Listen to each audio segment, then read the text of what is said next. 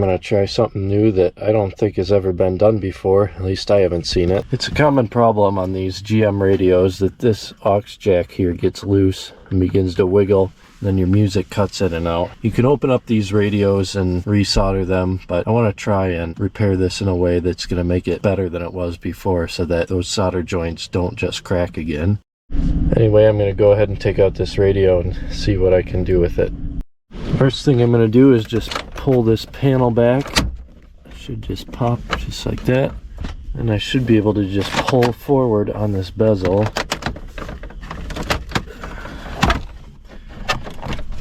And before I go any further, I'm going to open the door real quick so it'll shut the power off since I already have the key out. Get that out of the way. Keep pulling at this bezel. With any luck, I should be able to pull this out without pulling out any more of the lower dash.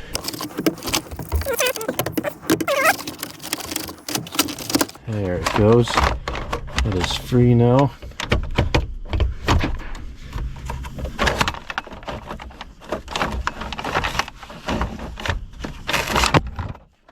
There's 4 bolts to take this radio out, 2 on each side here and 2 on each side here. These are 7mm bolts. I had to do quite a bit of digging myself to find a 7mm socket.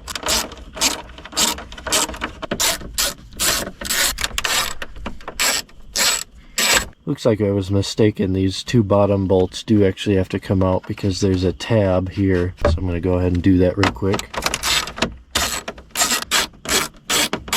And now this should all come straight out. Yep.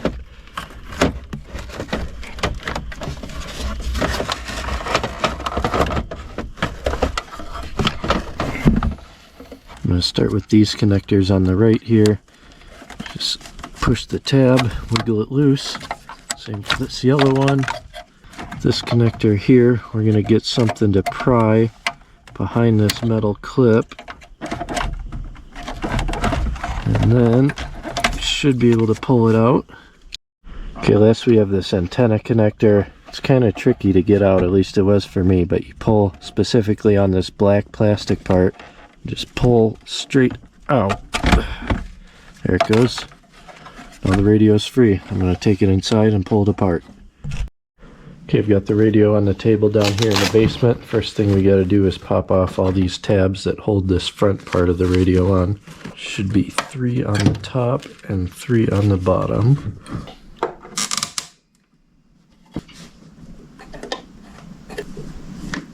There's the top 3, all loose. I'm going to do the same to the bottom 3. Just gentle pressure forward. Just kind of reach under there and push it up on it and it'll pop out. Now that those are all released, this faceplate should slide off. There is still an electrical connector, so you want to be careful pulling this off. There we go. With some gentle persuasion, it pops off. That right there is the electrical connector I was talking about. So what we're going to focus on is specifically on this faceplate itself. First, there's 5 screws we need to remove. This one, this one, this one, this one, and this one. I was looking through my iFixit kit here, and this 3mm is just a little bit too small. The 3.5mm is just a little bit too big. So that tells me that it's probably a 1/8, and I do not have a 1/8 socket. I'm just going to try and take these out with some pliers. We'll see how it goes.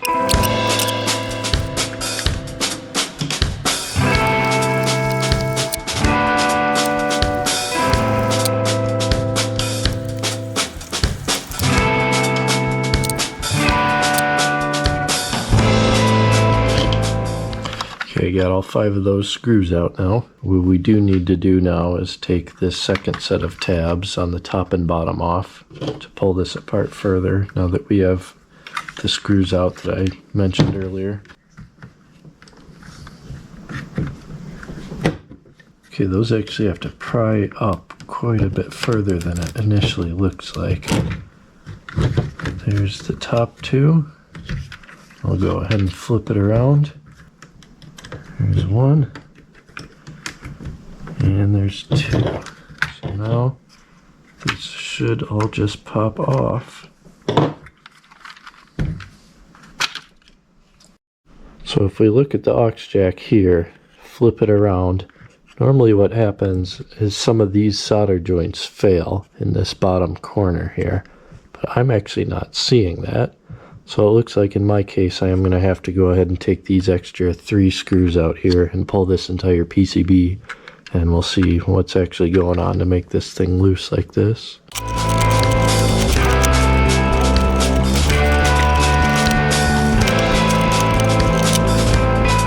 When you've got this faceplate separated from the PCB, there's a bunch of loose parts that aren't actually attached anyway, so you've got to be careful you don't drop them and lose them. This right here is the info button. It's not attached in any way, so that can just pop out. Another one is this rubber membrane for all the buttons. It just sits on top of them. The buttons themselves have tabs, so they won't pop all the way out, but what will pop out is these little decorative things. The decorative things I was talking about is these little silver, I don't even know what you would call those. They will pop out. They're not actually held in by anything. They just slot into place. If you turn it upside down, they will fall out. These ones, you orient them in this direction to put back in if they do happen to fall out. The 2 sets down here, they've got tabs, and they line up with tabs on here. On the PCB side, I think the only things that are not attached are these light pipes. There's one here, there's one here, and the last one is here. I ended up switching over to my phone camera because it's got a macro lens on it, so you can see this up close better. But after I took the PCB out, I ended up realizing that this is the classic case of broken solder joint, just like I thought. Okay, I'm going to go ahead and hit that broken joint with just a little bit of rosin core solder.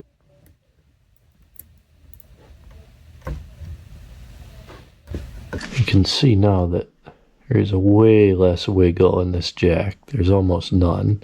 What I was hoping, and what I'm used to seeing, is these jacks here, rather than sticking up from the board like this, they stick like this. They're parallel to the board.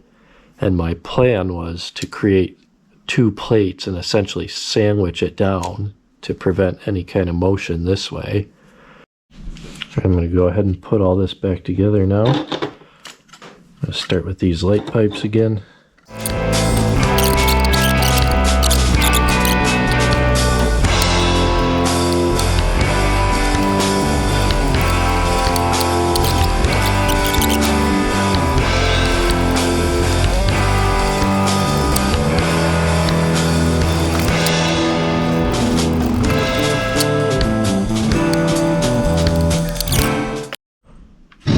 Next, I'm going to go ahead and pop this whole faceplate back onto the radio main unit. Make sure all those tabs are lined up nice.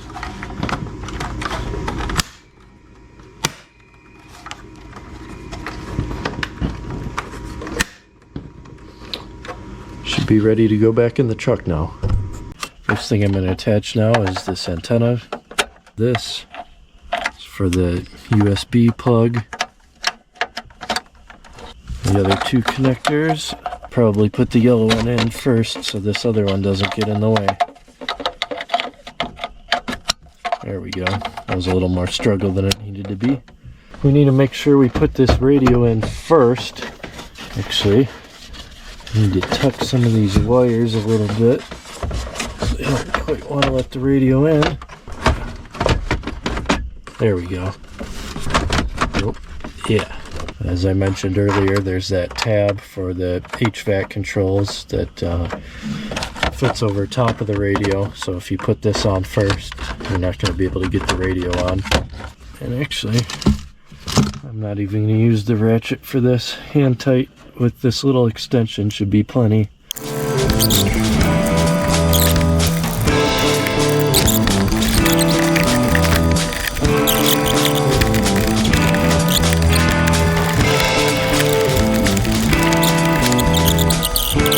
I'm going to double check that my audio settings got stored. Oops. Okay, so the balance is still all the way to the left. I'm going to go ahead and play my YouTube safe music now.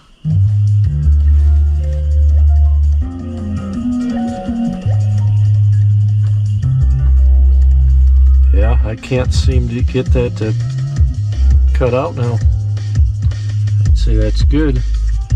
Just to test. Right side still works. No cutting in or out. I'm pretty happy with that. There's just a little bit of a gap between the bezel and this jack itself. It's more apparent if I wiggle it a bit. And ultimately that wiggling is what causes those solder joints to crack in the first place. So I think if I make a little tiny 3D printed ring to take up some of that gap, prevent it from wiggling, it should prevent it from breaking again. Ideally I would have had this idea before I put it all back together so I could measure it without the jack in the way, but this will have to do. Here's what I'm going to do.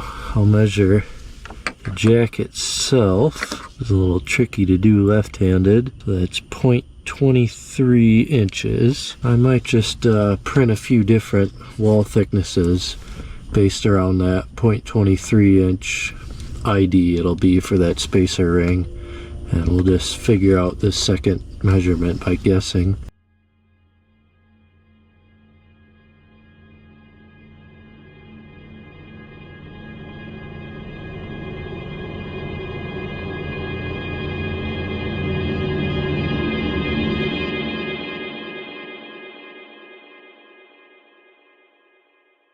After a lot of trial and error with the dimensions, I finally got one that fits on here. It's a little too tall this way, but it should be easy to trim down a little bit. Go ahead and pop this out with some pliers. Then I'm gonna sand it down. Now, I could very easily just change the height of this in CAD and reprint it, but if you look closely, there's some artifacts on it, and the first few layers on my printer aren't always dimensionally accurate anyway. You can see it kind of gets wider towards the top, so it'll be a lot better if I just sand this to the height that I need.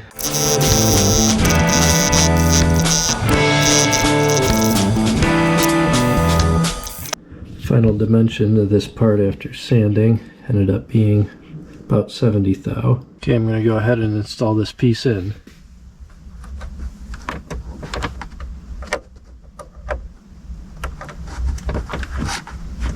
Alright, now if I put the cord back in, there's a little bit of play now. But actually, if you look closely, all of that slop is coming from the cord. The jack itself does not move one bit anymore. From back here in the driver's seat, you really can barely even tell the difference in appearance. Now I'm going to try again to play some music through it, make sure it's really fixed for good.